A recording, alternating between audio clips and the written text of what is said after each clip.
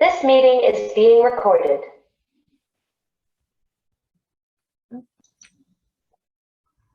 Et donc, nous pouvons démarrer cette présentation des webinaires.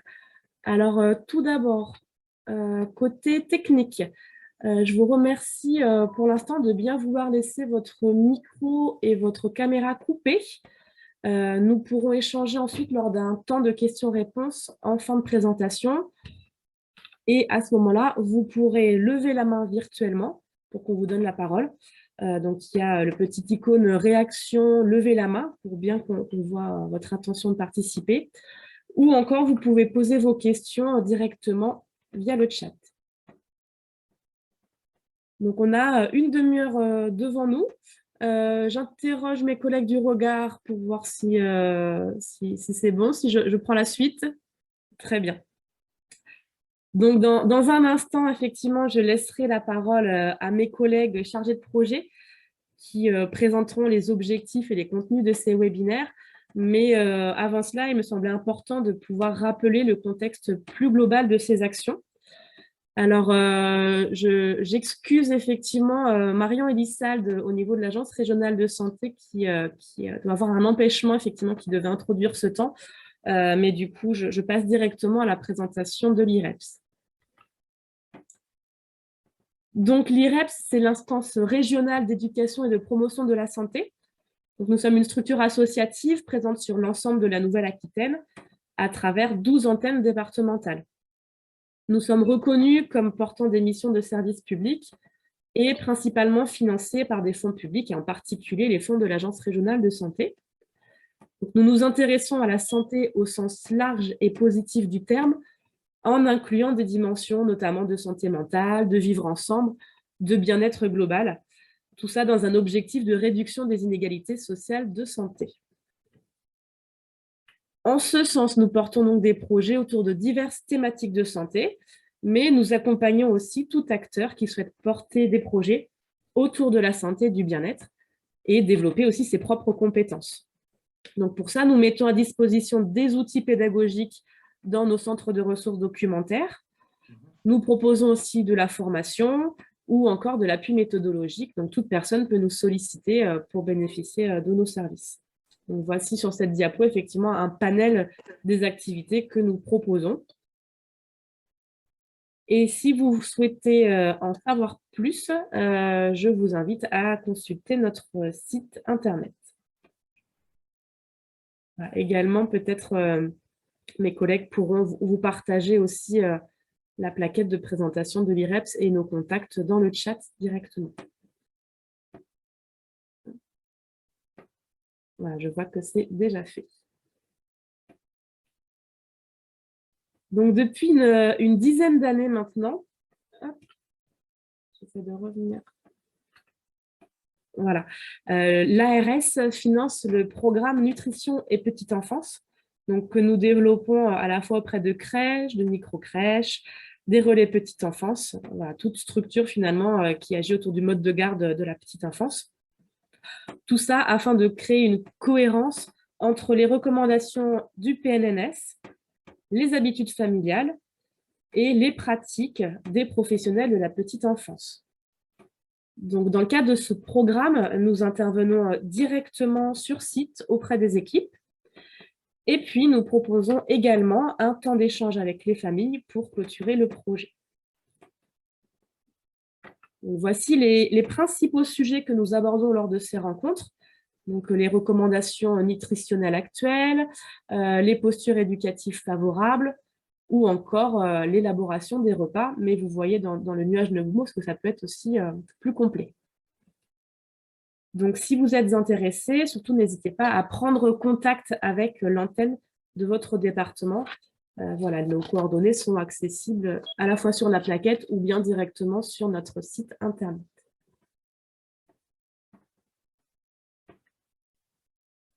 Je rappelle aussi l'existence d'un guide nutrition petite enfance à destination des professionnels et qui a été finalisé en janvier 2022. Voilà, donc ce guide est l'objet d'un travail partenarial et il est accessible gratuitement en ligne Donc, de la même manière, on vous met le lien vers le chat, donc vous pouvez vous-même imprimer ou voir diffuser à vos partenaires également ce guide qui retrace 6 thématiques, les déterminants du comportement alimentaire, les repères nutritionnels, les comportements alimentaires, l'activité physique, le cadre et l'environnement du repas, et enfin, vers une alimentation saine et durable. Vous avez voilà, la liste des partenaires qui apparaît aussi sur la diapo.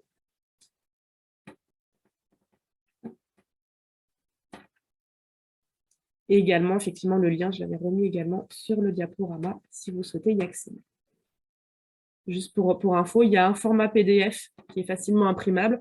On a également un format Padlet si vous voulez accéder directement à une fiche ou une thématique en particulier.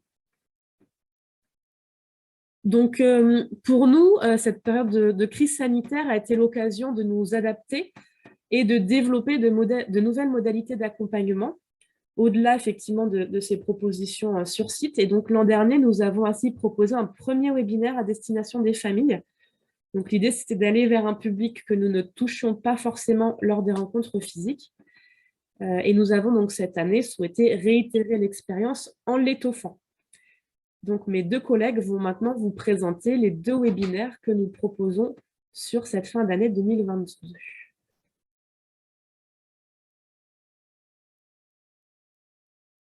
Bonjour, merci Caroline. Donc, je suis Odile Tégéraud, également chargée de projet à l'IREPS Nouvelle-Aquitaine.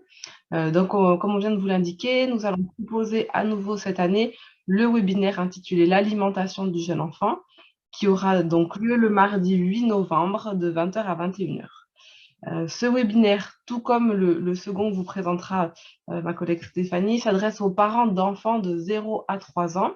On entend ici le terme parent au sens large, et donc le terme parent va comprendre les parents, les beaux-parents, les grands-parents, les tuteurs, mais également les familles d'accueil. Donc, le webinaire autour de l'alimentation du jeune enfant a pour objectif de présenter aux parents les dernières recommandations nutritionnelles du programme national nutrition santé qui sont basées, donc ces recommandations sont basées sur l'avis du Haut Conseil de santé publique qui a été publié en juin 2020. Et on va présenter également aux parents donc, les étapes de la diversification alimentaire pour les enfants de 0 à 3 ans.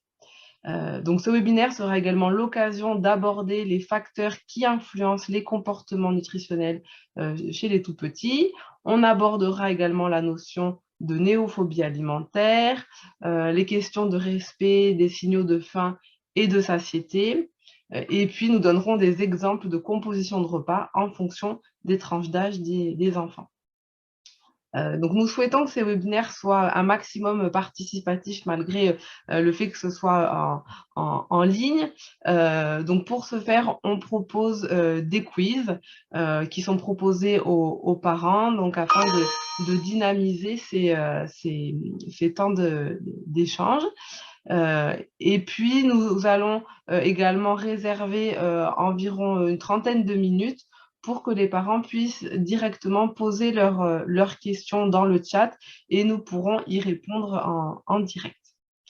Et donc, je laisse la parole maintenant à ma collègue Stéphanie Vidot qui va vous présenter le second webinaire. Bonjour, je suis Stéphanie Vidot, également chargée de projet à l'IREPS Nouvelle-Aquitaine. Le deuxième webinaire s'intitule « Les rythmes de vie des tout-petits ». Il aura lieu le 22 novembre de 20 h à 21 h. Le deuxième thème de la série a été conçu à la croisée de 2 éléments. Tout d'abord, c'est issu des questionnaires des webinaires réalisés en 2021 sur l'alimentation du jeune enfant, ça a été testé, et ceci intégrait une question sur quels autres thèmes les parents souhaiteraient voir abordés. Et c'est aussi issu de l'intérêt de l'activité physique qui est appuyée par l'Agence régionale de santé de Nouvelle-Aquitaine. En effet, le terme nutrition intègre d'un côté les entrées d'énergie, qu'est l'alimentation, objet du premier webinaire, et de l'autre côté les sorties d'énergie, que sont entre autres l'activité physique chez les tout-petits, et là on va plutôt parler de mobilité, et aussi le métabolisme de base. On va faire un zoom très spécifique sur le sommeil. Et dans tout ça, il y a aussi l'impact des écrans qui peut se faire parfois au dépit du sommeil et souvent de la mobilité. Donc, le webinaire Rythme de vie aborde les 3 thèmes, mobilité, sommeil et écran chez les moins de 3 ans. En termes de modalités cette fois, pour pouvoir s'inscrire au webinaire, que ce soit le premier ou le deuxième ou les deux. Les parents peuvent s'inscrire en écrivant un courriel ou en téléphonant ou par le formulaire accessible grâce au QR code. Les 3 modalités, QR code, numéro de téléphone et adresse mail, sont indiquées sur l'affiche que nous vous invitons à diffuser à toutes les structures d'accueil de petite enfance. En parallèle, les établissements d'accueil de jeunes enfants, en lien avec l'IREPS, vont recevoir le lien en direct aussi vers le formulaire qui est accessible sur notre site. Caroline, je te laisse la suite. Voilà, je cherchais à réactiver mon micro. Merci à toutes les deux, Odile et Stéphanie. Donc, vous l'aurez compris, ces 2 webinaires s'adressent spécifiquement aux parents, mais au sens large du terme, aux parents d'enfants de 0 à 3 ans. Donc, nous allons lancer effectivement une communication globale sur début octobre. Donc, voilà, on vous remercie de bien vouloir relayer le mail aux parents et également de pouvoir exposer l'affiche dans les lieux de passage de futurs ou de jeunes parents. Donc, ça a été demandé dans le chat. On vous transmet aussi tout de suite ce diaporama là dans l'onglet discussion. Donc, pensez à le télécharger avant de fermer cette visio. Et puis, comme on le disait en introduction, cette présentation est enregistrée, donc on la mettra aussi également disponible sur notre site internet, puisqu'on a un article déjà de valorisation qui a été créé par nos collègues de la communication. Voilà, j'espère que cette présentation a pu être claire et répondre à vos premières questions, mais nous écoutons maintenant vos remarques, vos questions. Donc, vous pouvez effectivement rallumer votre micro, votre caméra et puis, comme je le disais en introduction, peut-être lever la main virtuellement pour qu'on voit si certains d'entre vous souhaitent réagir.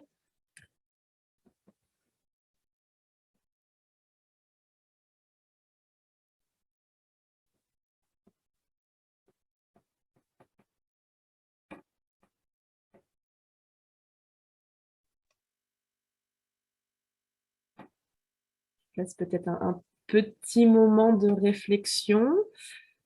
Pour Madame Marché, je vois que tout était clair. Alors, il y avait Dominique Lico, je ne sais pas si c'était un applaudissement ou une main levée pour une remarque ou une question. C'était une main levée, mais je n'ai peut-être pas utilisé le bon icône. Nous vous écoutons.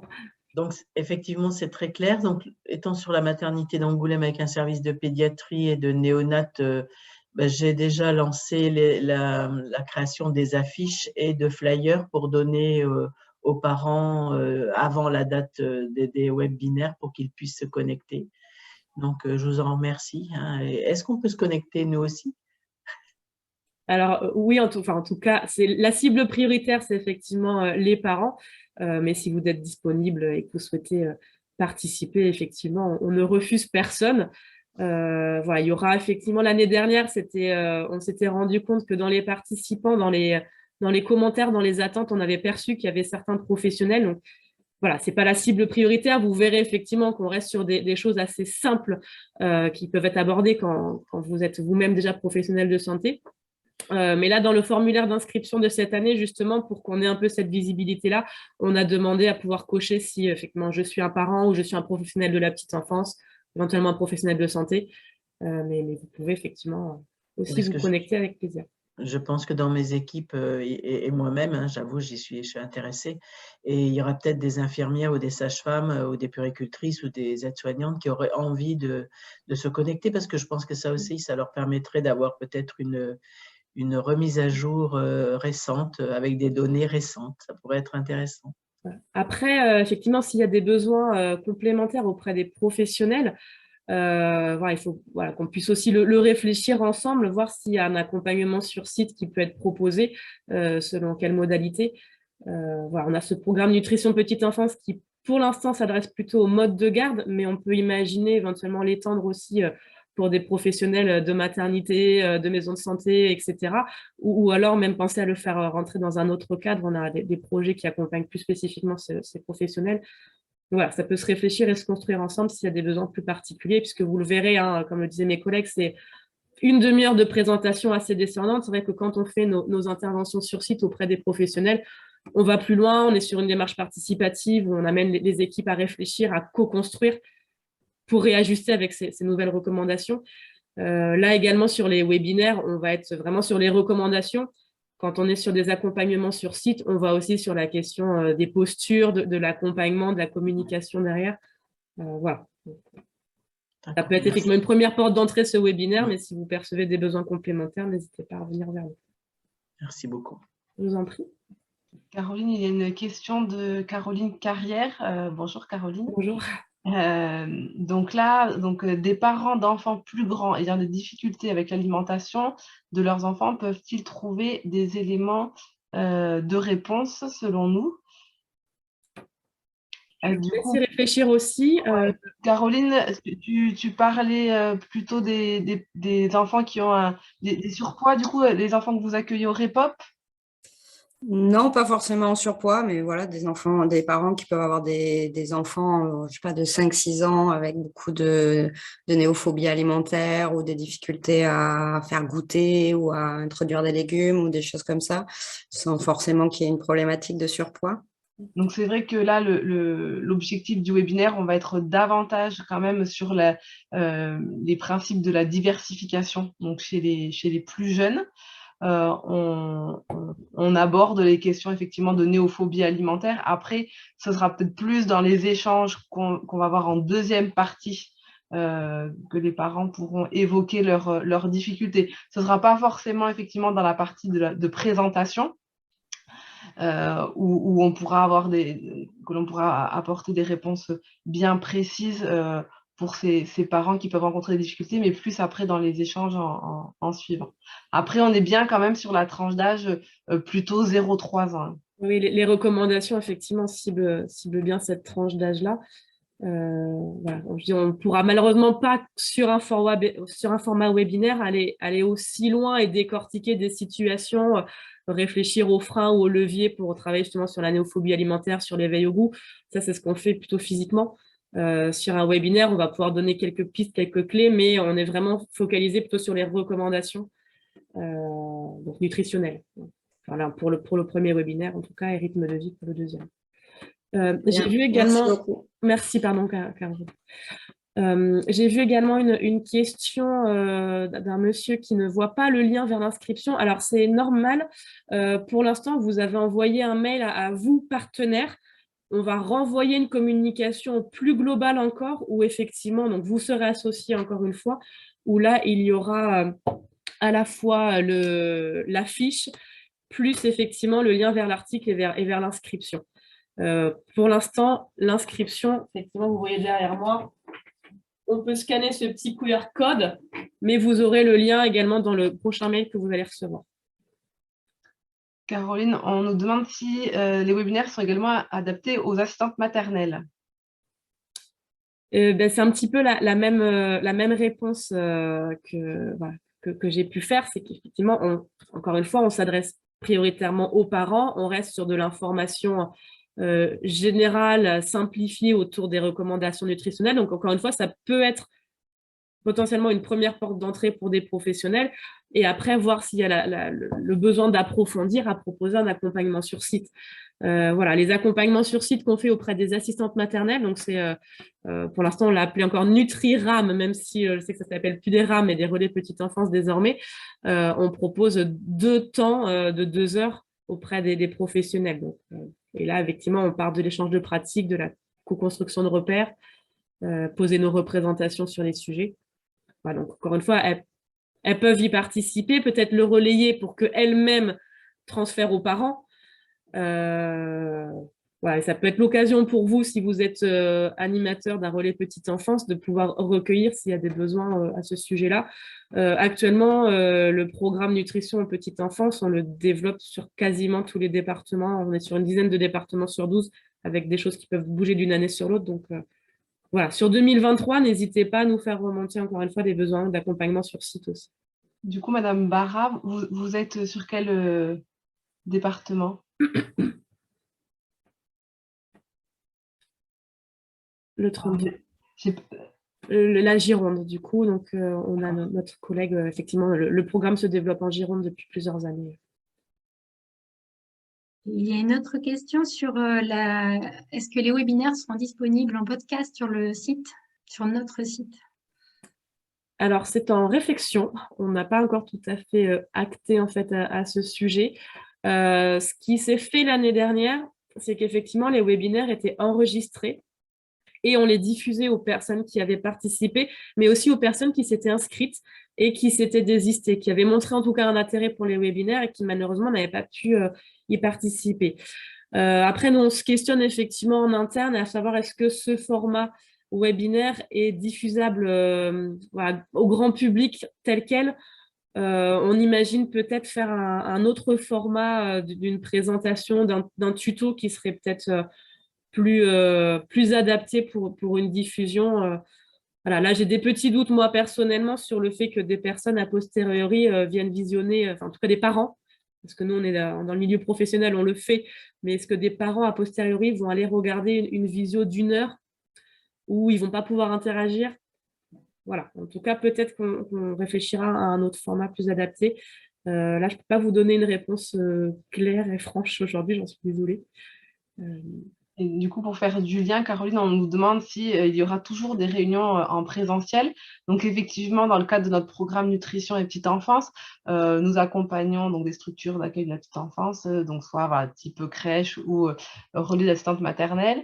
Et du coup, on organise toujours effectivement des réunions en présentiel en lien avec les sites que l'on accompagne. Voilà, mais du coup, là, c'était aussi une volonté de pouvoir ouvrir ces temps d'échange de façon plus globale à d'autres parents qui ne seraient pas dans ces structures-là. Et puis pour répondre aussi aux difficultés des parents de se mobiliser et de venir en soirée, de revenir dans la structure. Donc là, ils peuvent le faire directement de chez eux. Mais en tout cas, pour l'instant, on tient également à conserver les réunions en présentiel. C'est vraiment notre cœur de métier, hein, ces réunions en présentiel et ces échanges. Voilà, là, c'est ces nouvelles modalités qui, effectivement, ont répondu à un besoin, permettent d'élargir aussi le public ciblé, permettent de lever certains freins, hein, parce que, comme le disait Odile, certains vont pas venir parce que voilà, y a la distance, parce que c'est un soir, parce qu'il y a les enfants à gérer en même temps. Là, les webinaires permettent effectivement, j'ai ma caméra éteinte, s'il y a le repas, si j'ai autre chose à gérer en même temps, je peux quand même avoir une écoute et bénéficier de ces apports. Voilà. Mais on reste effectivement sur des accompagnements sur site voilà, chaque année. Là, je ne sais plus le nombre de sites accompagnés, mais on a plusieurs, je dirais une vingtaine ou une trentaine de structures chaque année. A priori, il n'y a pas d'autres questions. Très bien. Je laisse 1 minute ou 2 peut-être encore s'il y a des personnes qui veulent maturer une question, une remarque.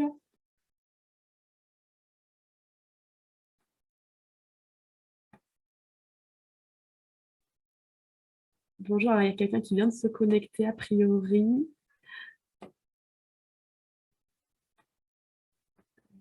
Et sinon, je pense qu'on a fait le tour effectivement des remarques et des questions. Donc, voilà, j'espère que vous aurez pu effectivement télécharger les documents, les liens que mes collègues vous ont mis au fur et à mesure sur la présentation.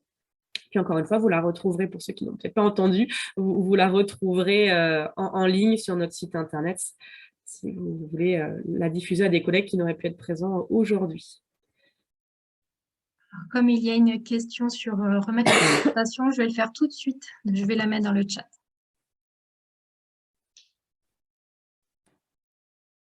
Je vous remercie à tous. Du coup, je pense qu'on va pouvoir clôturer. Pardon. Donc, on reste disponible. Et puis, je vous souhaite une bonne journée. À bientôt peut-être. Et merci de relayer cette information.